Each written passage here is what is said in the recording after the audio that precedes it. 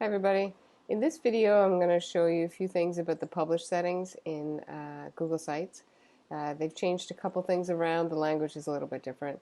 But mostly just to make sure that you are publishing your site so that anyone in the world can see the link and not just people that have an SPSD ME address. So that is the default. Like a lot of things with Google, if you create something within the SPSD ME domain, the default is to keep it so that only people with an SP email address can read it. But we want parents and other people to be able to access your site. So we're going to change that so that it opens it up to be viewable by other people. So let's go ahead and get started. So right now I'm in my website and I come up to the publish button here on the top right.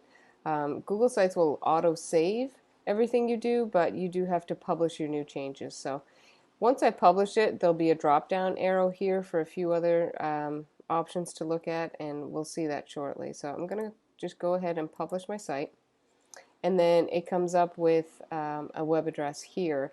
And the first time you do publish your site, you will have to type something in here. It doesn't really matter what you type in. I wrote Davies Tech. It's pretty simple. But because I published this site in the past, it already defaults to Davies Tech for me. So here is the important piece and the purpose of this video. So who can view my site?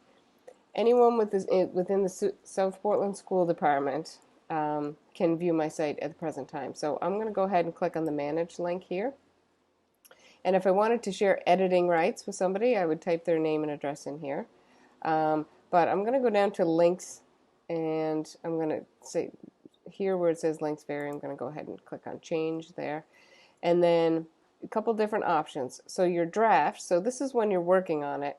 This is only people added can open with this link. It's okay to leave your draft restricted because it's really just going to be you, or if you're co-teaching with somebody, maybe you want to add their name in here. But as you're working on your draft, you don't really want the rest of the world to see it. So it's okay to leave draft restricted.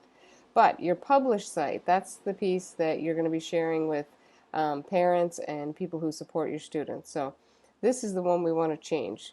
We want to click on the drop-down arrow here, and then we don't want restricted, we want it outside of South Portland School Department, so we're going to go ahead and pick public. And then we will click done, and then publish. And once we hit publish, we should see that arrow come up. There we go, that little drop down arrow, and that gives me a few more options.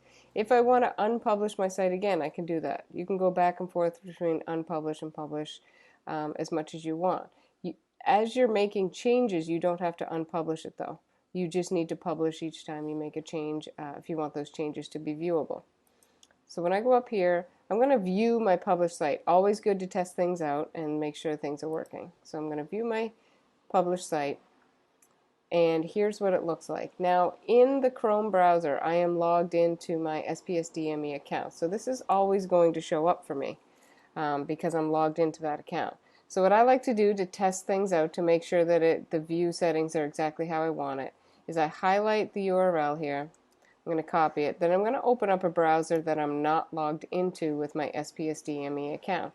So I'm not logged into Safari here. So I'm going to go ahead and paste it. So it's like I'm viewing it as an outsider, and then it loads properly, so that's good. If it didn't, you would probably get a message that says like error 404 or unable to load site. So it's a good idea to open your site in another browser that you're not logged into your SP account so that you can see what it looks like as an outsider. So those are your published settings.